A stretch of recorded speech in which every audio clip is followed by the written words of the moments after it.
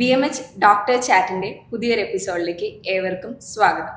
ഇന്നത്തെ സമൂഹത്തിൽ നമ്മൾ ഏറ്റവും കൂടുതൽ കണ്ടുവരുന്ന ഒരു ആരോഗ്യ പ്രശ്നമാണ് വെരിക്കോസ് വെയിൻ. ഈ വിഷയത്തെക്കുറിച്ച് സംസാരിക്കുവാനായിട്ട് BMH ഹോസ്പിറ്റലിലെ ജനറൽ ആൻഡ് ലാപ്രോസ്കോപ്പി സർജറി വിഭാഗം ഡോക്ടർ സുനിൽ മാത്യു ആണ് നമ്മളോടൊപ്പം ഉള്ളത്. Welcome sir. സ്ത്രീകളിലും പുരുഷന്മാരിലും കോമൺ ആയിട്ട് കണ്ടുവരുന്ന ഒരു ആരോഗ്യ പ്രശ്നമാണ് വെരിക്കോസ് വെയിൻ. ഇത് വരാനുള്ള കാരണങ്ങൾ എന്തൊക്കെയാണ് സർ? വെരിക്കോസ് വെയിൻ്റെ റീസൺസ് മൾട്ടിപ്പിൾ ആണ്. അതിനകത്ത് ഒന്ന് ഏജ് ഫാക്ടർ. ഏജ് കൂടുന്നതനുസരിച്ച് നമ്മുടെ നോർമൽ ബോഡി ഇലാസ്റ്റിസിറ്റി അത് കൂടും. അതുപോലെ തന്നെ വെയിൻസിൻ്റെ ഇലാസ്റ്റിസിറ്റി കൂടും. അപ്പം ലാക്സ് ആയിട്ടുള്ള വെയിൻസ് ഉള്ളപ്പം അത് വെരിക്കോസ് വെയിൻ്റെ ഒരു പ്രീഡിസ്പോസിങ് ഫാക്ടറാണ് ഒന്ന്. അതുപോലെ തന്നെ ഉള്ളത് ടോൾ പോസ്റ്റർ, നല്ല ഹൈറ്റുള്ള പേഴ്സണാലിറ്റീസ്. അപ്പം നല്ല പൊക്കമുള്ളവർക്കാകുമ്പം അത്രയും ഒരു കോളം ഓഫ് ബ്ലഡ് അവരുടെ ഗ്രേറ്റ് സഫിനസ് വീനസ് സിസ്റ്റത്തിൽ പൂൾ ചെയ്ത് കിടക്കുമ്പോഴേക്കും അതും ഈ വെയിൻ ഡയലേറ്റ് ചെയ്യാനുള്ള ഒരു കാരണമാണ്. പിന്നെ ഒന്നൊരു ഏജ് ഫാക്ടർ പറഞ്ഞു. പിന്നെ ഒന്നത് ജനറ്റിക് പ്രീഡിസ്പോഷൻ, അതായത് ചില ജനറ്റിക് ഫാക്ടേഴ്സ് കാരണം ലാക്സ് വെയിൻസും ലാക്സ് ആയിട്ടുള്ള വെയിൻ്റെ വാൽവ്സും ഉണ്ടെങ്കിൽ അതും ഇതിൻ്റെ കാരണമാണ്. പിന്നെ ഉള്ളത് നമ്മുടെ ഒക്കുപ്പേഷൻ, ലോങ് സ്റ്റാൻഡിങ് ആയിട്ടുള്ള പ്രൊഫഷൻസ്, അതായത് ടീച്ചേഴ്സ്, ബസ് കണ്ടക്ടേഴ്സ്, സർജൻസ്, അങ്ങനെയുള്ളവർക്ക് അവരവരുടെ ആ ഒരു ഒക്കുപ്പേഷൻ, അതായത് ഒത്തിരി നേരം നിൽക്കേണ്ടി വരുമ്പോഴേക്കും അതും വെരിക്കോസ് വെയിൻ്റെ കാരണമാണ്. പിന്നെ ഉള്ളത് ഫീമെയിൽസ് ആൻഡ് പ്രഗ്നൻസി. ഇതൊക്കെയാണ് വളരെ കോമൺ ആയിട്ടുള്ള ഇതിൻ്റെ ഒരു മേജർ റിസ്ക് ഫാക്ടേഴ്സ്. വെരിക്കോസ് വെയിൻ്റെ ലക്ഷണങ്ങൾ എന്തൊക്കെയാണ്? വെരിക്കോസ് വെയിൻ ലക്ഷണങ്ങൾ ഒന്ന്, വളരെ എവിഡൻ്റ് ആയിട്ടുള്ള വെയിൻസ്, ഡയലേറ്റഡ് ആൻഡ് ടോർട്ടുവസ് വെയിൻസ് ആണ് അത് ബുക്കിൽ പറയുന്നത്. നമുക്ക് വളരെ എവിഡൻ്റ് ആയിട്ട് കാലിൽ ഇങ്ങനെ തടിച്ചു വീർത്ത വെയിൻസ് കാണാൻ പറ്റും ഒന്നാമതായിട്ട്. പിന്നെയുള്ള ലക്ഷണങ്ങൾ എന്ന് പറഞ്ഞാൽ ഒരു ഈവനിങ് ടൈമൊക്കെ ആകുമ്പോഴേക്കും കാലിൻ്റെ കാൽഭാഗത്ത് നീര് വെക്കുക. അതവർക്ക് തോന്നുന്ന മറ്റ് പല രീതികളിലായിരിക്കും. ചിലപ്പോൾ അവരിട്ടിരിക്കുന്ന ചെരുപ്പ് ടൈറ്റായ പോലെ തോന്നാം. അപ്പം അങ്ങനെയുള്ള ഓരോ സിംറ്റംസ്. പിന്നെ കാലിൽ ചൊറിച്ചിലുണ്ടാവാം. പിന്നെ ഉള്ളൊരു കണ്ടീഷനാണ് ലൈപ്പോഡെർമറ്റോസ്ക്ലിറോസിസ്, അതായത് കാലിൻ്റെ ഈ വെരിക്കോസ് വെയിൻസ് കാരണം തന്നെ കാൽപാദത്തിൻ്റെ ഭാഗത്ത് ഒരു ബ്ലാക്ക് ഡിസ്കളറേഷൻ, വളരെ ടഫായിട്ടുള്ള സ്കിൻ, പിന്നെ നോൺ ഹീലിംഗ് ആയിട്ടുള്ള ഉണങ്ങാത്ത മുറിവുകൾ വന്നു കഴിഞ്ഞാൽ ഉണങ്ങാൻ വളരെ ഡിലേഡ് വുണ്ട് ഹീലിംഗ് ആയിരിക്കും അവർക്കൊക്കെ. അപ്പം അങ്ങനെയുള്ള ചില കോമൺ ആയിട്ടുള്ള സിംറ്റംസ് ആണ് വെരിക്കോസ് വെയിനിൻ്റെ ഒരു സിംറ്റംസ് എന്ന് പറയാനുള്ളത്. വെരിക്കോസ് വെയിൻ ആണെന്ന് നമ്മൾ എങ്ങനെയാണ് തിരിച്ചറിയുന്നത്? ക്ലിനിക്കൽ ഡയഗ്നോസിസ് മതിയായിരിക്കും ഒരു പരിധി വരെ. പിന്നെ കൺഫേം ചെയ്യാൻ വേണ്ടി നമുക്കിപ്പോൾ വീനസ് ഡോപ്ലർ ഉണ്ട്. അതായത് വീനസ് ഡോപ്ലർ വഴി നമുക്ക് ഏത് വെയിനാണ് ഡയറക്റ്റ് ആയിരിക്കുന്നത്, ഇപ്പം ഗ്രേറ്റ് സഫിനസ് വെയിനാണോ ഷോർട്ട് സഫിനസ് വെയിനാണോ, പിന്നെ അതുപോലെ തന്നെ ഇതിൻ്റെ മെയിനായിട്ടുള്ള ചില മേജർ വാൽവ് ഉണ്ട്, സഫിനോ ഫിമറൽ ജംഗ്ഷൻ, സഫിനോ പൊപ്ലീറ്റിയൽ ജംഗ്ഷൻ. അപ്പം അതിനകത്ത് ഓരോ വാൽവുകളും കോമ്പീറ്റൻ്റ് ആണോ, അതായത് അതൊക്കെ ലാക്സായി പോയോ എന്നൊക്കെ വീനസ് ഈ ഡോപ്ലർ കൊണ്ട് കണ്ടുപിടിക്കുക. അതുപോലെ തന്നെ പെർഫറേറ്റേഴ്സ്, അതായത് സൂപ്പർഫിഷ്യലായിട്ടുള്ള നമ്മൾ കാണുന്ന ഈ തടിച്ചു കിടക്കുന്ന വെയിൻ എന്ന് പറയുന്നത് സൂപ്പർഫിഷ്യൽ വെയിൻസ് ആണ്. ഇതും ഡീപ്പ് ആയിട്ടുള്ള വീനസ് സിസ്റ്റം ഉണ്ട്. ആ തമ്മിലൊരു കമ്മ്യൂണിക്കേഷൻ ഉണ്ട്. ആ കമ്മ്യൂണിക്കേറ്റ് ചെയ്യുന്ന ആ ഒരു വാൽവ്സ് അതിലേതാണ് ഡാമേജ് ആയിരിക്കുന്നത്, ഇതൊക്കെ നമുക്ക് ഈ പറഞ്ഞ വീനസ് ഡോപ്ലർ കൊണ്ട് കണ്ടുപിടിക്കാവുന്നതും കൺഫേം ചെയ്യാവുന്നതാണ്. പക്ഷേ ക്ലിനിക്കലായിട്ടുള്ള ടെസ്റ്റ് വഴി നമുക്കത് അതും പ്രാക്ടിക്കലി ഗുഡ് ഇനഫ്, അത് മതി. അതുകൊണ്ടാണെങ്കിലും കൺഫേം ചെയ്യാവുന്നതാണ്. സ്ത്രീകളിലും പ്രഗ്നൻ്റ് ആയിട്ടുള്ള സ്ത്രീകളിലും വെരിക്കോസ് വെയിൻ വരാനുള്ള സാധ്യതകൾ കൂടുതലാണ്. അതെ, ഈ പ്രഗ്നൻസിക്ക് മുമ്പ് തന്നെ ആദ്യം ഫീമെയിൽസിനെ കുറിച്ച്, ഫീമെയിൽസ് തന്നെ ഓൾറെഡി അവരുടെ ബോഡിയിൽ ഹോർമോൺസ് ഉണ്ട്, ഈസ്ട്രജൻ, പ്രൊജസ്ട്രോൺ. അത് തന്നെ ഒരു ഇലാസ്റ്റിസിറ്റി, വെയിൻസിൻ്റെ ഇലാസ്റ്റിസിറ്റി കൂട്ടുന്ന ഒരു ഹോർമോൺസാണ്. അപ്പോൾ അത് തന്നെ ഫീമെയിൽ ജെൻഡർ ഇറ്റ്സെൽഫ് ഒരു ഹൈ റിസ്ക് ഗ്രൂപ്പാണ് ഈ പറഞ്ഞ വെരിക്കോസ് വെയിനിൻ്റെ. അതിൻ്റെ കൂടെ ഒരു ആഡ് ഓൺസ് എന്ന് പറഞ്ഞ പോലെ പ്രഗ്നൻസിയും കൂടി ആകുമ്പം ഈ പറയുന്ന ഹോർമോൺസ് ഒക്കെ വീണ്ടും കൂടും. പ്രൊജസ്ട്രോൺ, ഈസ്ട്രജൻ അതൊക്കെ കൂടും. വീണ്ടും ലാക്സിറ്റി ഓഫ് വെയിൻസ് അതും കൂടും. ഇതിൻ്റെയൊക്കെ കൂടെ തന്നെ ഗ്രോയിങ് യൂട്രസ്, വയറിനുള്ളിൽ വളർന്നുകൊണ്ടിരിക്കുന്ന ഗർഭപാത്രം ഇരിക്കുമ്പോൾ നമ്മുടെ പെൽവിക് വെയിൻസ്, അതായത് കാലിൽ നിന്ന് വന്ന് ഹാർട്ടിലേക്ക് പോകുന്ന ആ വെയിൻസിനെ മുഴുവൻ ഈ വളർന്നുകൊണ്ടിരിക്കുന്ന ഗർഭപാത്രം ഒന്ന് ബ്ലോക്ക് ചെയ്യും. അതിൻ്റെ ആ പ്രഷർ എഫക്റ്റ് കാരണം കാലിലേക്കുള്ള ഞരമ്പുകൾ, അതായത് വെയിൻസിലുള്ള പ്രഷർ കൂടും. അങ്ങനെ അത് ഈ പറയുന്ന ഓൾറെഡി ഒരു ലാക്സ് ആയിട്ടുള്ള വീനസ് സിസ്റ്റം ഉള്ളവരിൽ ഈ ഒരു ഗ്രോയിങ് യൂട്രസും കൂടി ആകുമ്പോഴേക്കും അവർക്ക് ഈ പറയുന്ന വെരിക്കോസ് വെയിൻ്റെ ചാൻസ് ഡബിൾ ആവും. അപ്പം അങ്ങനെയാണ് ഈ പ്രഗ്നൻസിയിൽ വെരിക്കോസ് വെയിൻ സ്റ്റാർട്ട് ചെയ്യാനുള്ള കാരണം. അതുപോലെ തന്നെ പ്രഗ്നൻസിയിൽ ഈ ഒരു യൂട്രസ് വളരുന്നതനുസരിച്ച് കാലിലേക്ക് നീര് വെക്കും. അതുപോലെ തന്നെ ഈ വെരിക്കോസ് വെയിൻ്റെ ഒരു മുമ്പേ പറയാൻ വിട്ട ഒരു കാര്യമാണ് ഈ സിംറ്റംസ്. അതിലൊന്ന് കാലിലൊരു വേദന, നീര്. അത് രാവിലെ എഴുന്നേൽക്കുമ്പം പ്രത്യേകിച്ചൊന്നും കാണില്ല, വേദനയും കുറവായിരിക്കും, നീരും കുറവായിരിക്കും. പക്ഷേ വൈകിട്ട് നമ്മൾ നടക്കുകയും നമ്മൾ വർക്ക് ചെയ്യുന്നതനുസരിച്ച് ഈവനിങ് ഒക്കെ ആകുമ്പോഴേക്കും നമ്മുടെ കാലിൻ്റെ വേദന ഒരു കട്ടുകഴപ്പ് പോലെയൊക്കെ വേദനയും കൂടും. അതിനോടൊപ്പം തന്നെ പ്രോഗ്രസീവായിട്ട് തന്നെ ഈ പറയുന്ന നീരും കൂടും. അതിനൊക്കെ ആകുമ്പോഴേക്കും നമ്മൾ ഇട്ടിരിക്കുന്ന ഷൂസോ ചെരുപ്പോ ഒക്കെ ഒന്ന് ടൈറ്റ് ആയ പോലെയൊക്കെ തോന്നാം. ഇതൊക്കെയാണ് കോമൺലി ആയിട്ടുള്ള അതിൻ്റെ ഒരു സിംറ്റംസ്. വെരിക്കോസ് വെയിന് പ്രധാനമായിട്ട് എത്ര സ്റ്റേജസ് ആണ്? കോമൺലി വെരിക്കോസ് വെയിന് ഒരു ബുക്കിഷ് ലാംഗ്വേജിൽ പറഞ്ഞാൽ 6 സ്റ്റേജസ് ഉണ്ട്.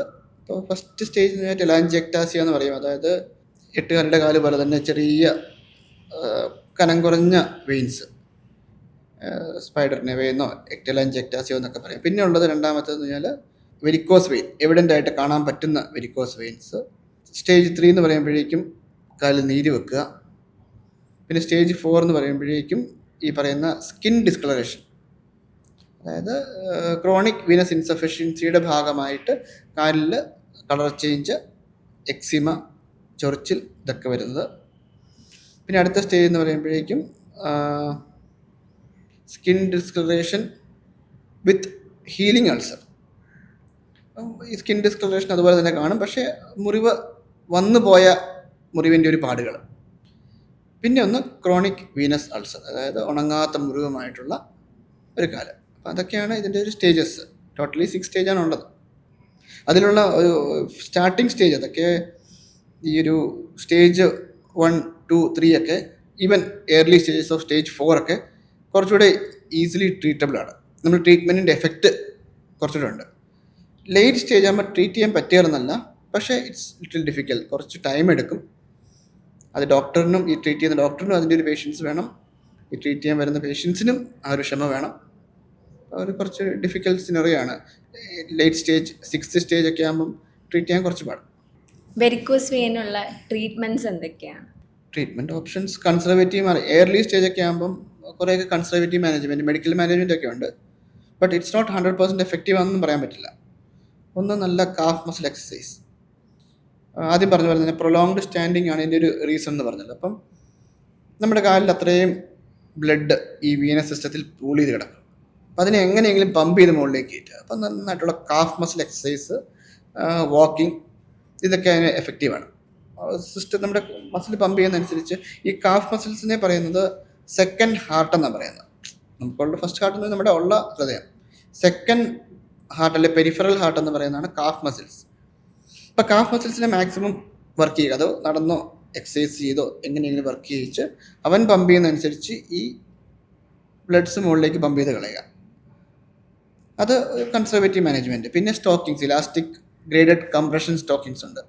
അത് നമ്മുടെ തൊട വരെ അതിന് മുകളിലേക്ക് വരെയുള്ള സ്റ്റോക്കിങ്സ് ഇട്ട് കഴിയുമ്പം ഈ പറയുന്ന സൂപ്പർഫിഷ്യൽ വീനസ് സിസ്റ്റം ഒന്ന് കംപ്രസ് ആവും. ഈ സൂപ്പർഫിഷ്യൽ വീനസ് സിസ്റ്റത്തിലുള്ള ആ തടിച്ചു കിടക്കുന്ന ഞരമ്പ് വെയിൻസിലുള്ള ആ ബ്ലഡ് അതെല്ലാം ഡീപ്പ് സിസ്റ്റത്തിലേക്ക് പോകും. ഡീപ്പ് സിസ്റ്റം വഴി അവൻ മുകളിലേക്ക് കയറിപ്പോവും. ഇതൊക്കെ കൺസർവേറ്റീവ് മാനേജ്മെൻറ്റ്. പിന്നെ ട്രീറ്റ്മെൻറ്റ് അതർവൈസ് ഉള്ളത് പിന്നെ surgical options. Surgical options means നമ്മളത് വെയിൻസിനെ സ്ട്രിപ്പ് ചെയ്ത് കളയും. ഈ തടിച്ച വെയിൻസിനെ അത്രയും നമ്മൾ മോൾഭാഗത്തൊക്കെ ലൈഗേറ്റ് ചെയ്തതിന് ശേഷം കംപ്ലീറ്റ് ആയിട്ട് വെയിൻസിനെ നമ്മൾ എടുത്ത് കളയും. പിന്നെയുള്ള ഒരു ന്യൂവർ മൊഡാലിറ്റീസ് എന്നൊക്കെ പറയുന്നത് പറഞ്ഞാൽ ലേസർ, ഇൻഫ്രാറെഡ്, അല്ലെങ്കിൽ പിന്നെ റേഡിയോ ഫ്രീക്വൻസി അബ്ലേഷൻ, വിനസീൽ, ഇങ്ങനെ മൾട്ടിപ്പിൾ ഓപ്ഷൻസ് ഉണ്ട്. ഇതിൽ ആദ്യം പറഞ്ഞ ലേസർ അല്ലെങ്കിൽ റേഡിയോ ഫ്രീക്വൻസി അബ്ലേഷൻ എന്നൊക്കെ പറയുന്നത് നമ്മുടെ ചെറിയൊരു കാലിൻ്റെ ഓപ്പണിംഗ് വഴി അതുവഴി നമ്മുടെ വെയിൻ ഡിറ്റക്ട് ചെയ്ത് വെയിൻസിനുള്ളിലേക്ക് ഈ കത്തീഡ്ര കടത്തി വിട്ട് മുകളിൽ നിന്ന് ഈ വെയിനെ നമ്മൾ പതുക്കെ കരിച്ചെടുക്കുക. കരിച്ച് അതിനെ അങ്ങ് ഒട്ടിച്ച് കളയും. ഓരോ പ്രാവശ്യം ഓരോ പാർട്ട് അത് കരിക്കുന്നതനുസരിച്ച് ഈ വെയിൻസ് അങ്ങ് കൊളാപ്സ് ചെയ്ത് അതങ്ങ് ഒക്ലൂഡ് ആയിപ്പോവും. പിന്നെ ഉള്ളത് വീനസീൽ എന്നൊക്കെ പറയുന്നത് ഒരുതരം ഗ്ലൂ ആണ്. അത് കാലിനുള്ളിലേക്ക് ഈ പഴയ ആദ്യം ഈ റേഡിയോ ഫ്രീക്വൻസി അബ്ലേഷൻ ചെയ്ത പോലെ തന്നെ സെയിം പ്രൊസീജിയർ വഴി തന്നെ ഈ വെയിൻസിനെ കത്തീഡ്രൈസ് ചെയ്തിട്ട് നമ്മൾ ഓരോ സ്റ്റെപ്പ് ബൈ ഓരോ ഫയറിങ്ങിലും ഒരു 0.1 ml ഓഫ് ഗ്ലൂ പുറത്തേക്ക് വരും. നമ്മളത് കംപ്രസ് ചെയ്യുമ്പോഴേക്കും ആ വെയിൻസ് അങ്ങ് ഒട്ടിപ്പോവും. അങ്ങനെ പതുക്കെ വിഡ്രോ ചെയ്ത് ആ വെയിൻസ് മുഴുവൻ നമ്മളിങ്ങനെ അങ്ങ് ഒട്ടിച്ച് കളയുന്ന, അതാണ് വെയിനസ് സീൽ എന്ന് പറയുന്നത്. ഇതൊക്കെയാണ് അതിൻ്റെ ട്രീറ്റ്മെൻറ്റ് ഓപ്ഷൻസ്. ഏത് ഏജ് ഗ്രൂപ്പിലുള്ളവരിലാണ് ഏറ്റവും കൂടുതൽ വെരിക്കോസ് വെയിൻ കണ്ടുവരുന്നത്? ഇത് യൂഷ്വലി പറയുകയാണെങ്കിൽ ഒരു 50+ അല്ല 60+ ഒക്കെയാണ് they are more prone to varicose veins. ഒരു 50 വയസ്സിനൊക്കെ ശേഷമാണെങ്കിൽ തന്നെ അത് ദേ ആർ ഹൈ റിസ്ക്. കാരണം പ്രായം കൂടുന്നതനുസരിച്ച് വെയിൻസിൻ്റെ ഇലാസ്റ്റിസിറ്റി പോകും. ഇപ്പോൾ ഒരു മെയിൽസിൽ for example if you take ഒരു 50 years ഒക്കെ കഴിയുമ്പം ഇതിനുള്ള ചാൻസ് എല്ലാവർക്കും വരണം എന്നല്ല, ഇതിനുള്ള ചാൻസുകൾ കൂടി തുടങ്ങും.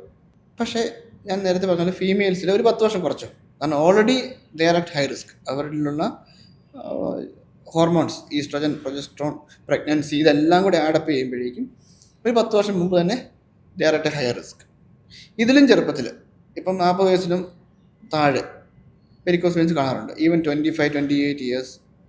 അപ്പം അതിനുള്ള കാരണം ഐദർ അവർ ജനറ്റിക്കലി പ്രീഡിസ്പോസ്ഡ് ആയിട്ടുള്ള ഉള്ളവരായിരിക്കും, അല്ലെങ്കിൽ അവർക്ക് അതുപോലെ തന്നെ അവരുടെ പ്രൊഫഷൻ, ലോങ് സ്റ്റാൻഡിങ് പ്രൊഫഷൻ, നല്ല ഹൈറ്റുള്ള ആൾക്കാർ, ഇതൊക്കെ ആകുമ്പം അവരുടെ ഏജ് ഈ പറയുന്ന 50-40 വീണ്ടും താഴേക്ക് വരും. അപ്പോൾ അവരുടെ ആ ഒരു ഏത് ഏജ് ഗ്രൂപ്പിലും വരാം. വെരിക്കോസ് വെയിന് നമ്മൾ ഒരിക്കൽ ട്രീറ്റ് ചെയ്തു, അത് പിന്നീടും വരാനായിട്ട് എന്തെങ്കിലും ചാൻസസ് ഉണ്ടോ? വെരിക്കോസ് വെയിൻസ് ട്രീറ്റ് ചെയ്താലും വരാനുള്ള ചാൻസ് ഉണ്ട്. ഒന്നെങ്കിൽ ഇപ്പോൾ നമ്മൾ കംപ്ലീറ്റ്ലി ആ വെയിൻസ് ഒക്ലൂഡ് ചെയ്ത് കളഞ്ഞാൽ, either വിനസീലോ റേഡിയോ ഫ്രീക്വൻസി അബ്ലേഷനോ അല്ലെങ്കിൽ ലേസറൊക്കെ വെച്ച് കംപ്ലീറ്റ് ചെയ്ത് ഒക്ലൂഡ് ചെയ്ത് കളഞ്ഞാൽ ചിലപ്പോൾ ആ വെയിൻസ് വീണ്ടും വരികയായിരിക്കും. ബട്ട് അതിൻ്റെ കൊളാട്രൽസ് ആയിട്ടുള്ള മറ്റ് വെയിൻസ് ഏതെങ്കിലും ഇതുപോലെ തന്നെ ഈ പ്രഷർ കാരണം ഡെവലപ്പ് ചെയ്ത് പതുക്കെ over A period of time, അത് ഒരു ദിവസം കൊണ്ട് 2 ദിവസം കൊണ്ടൊന്നും അല്ല, ചിലപ്പോൾ മേ ബി വർഷങ്ങൾ കൊണ്ട് 2-3 വർഷം കൊണ്ടൊക്കെ പതുക്കെ ഡെവലപ്പ് ചെയ്ത് അത് ആ മറ്റുള്ള വെയിൻസ് ഇതുപോലെ തന്നെ ഡയലേറ്റായി വരാനുള്ള ചാൻസ് ഉണ്ട്. പിന്നെ ഒന്ന് ഇൻകംപ്ലീറ്റ് ആയിട്ടാണ് നമ്മുടെ ഈ പറയുന്ന വെയിൻസ് നമ്മളിപ്പോൾ റേഡിയോ ഫ്രീക്വൻസിയോ അല്ലെങ്കിൽ വിനസീലോ സ്ക്ലീറോസിൻ്റെ ഒക്കെ വെച്ച് നമ്മൾ അതിനെ ഒട്ടിച്ച് കളയുമ്പോൾ കംപ്ലീറ്റ് ആയിട്ട് ഒട്ടിപ്പോയിട്ടില്ലെങ്കിൽ ഇതൊക്കെ റീകാനുലേറ്റ് ചെയ്യാം. ചിലപ്പോൾ ഈ പറയുന്ന വെയിൻസിനകത്ത് വീണ്ടും അവർ ഈ വീനസ് പ്രഷർ കാരണം പതുക്കെ over A period of time ഇതൊക്കെ വീണ്ടും ഓപ്പൺ അപ്പ് ആകാം. അപ്പോൾ 100% തിരിച്ച് വരിക, ഇത് റിക്കറൻസ് ഇല്ല എന്ന് പറയാൻ പറ്റില്ല. വെരിക്കോസ് വെയിൻസ് റിക്കറൻ്റ് ആവും, അത് ചെയ്യാൻ ചാൻസ് ഉണ്ട്. അപ്പോൾ വെരിക്കോസ് വെയിനെ പറ്റി വളരെ ഡീറ്റെയിൽ ആയിട്ട് സുനിൽ സാറ് നമുക്ക് പറഞ്ഞു തന്നു. Thank you so much sir. അടുത്ത എപ്പിസോഡിൽ പുതിയൊരു വിഷയവുമായി കാണുന്നത് വരെ this is Mariya signing off. Thank U.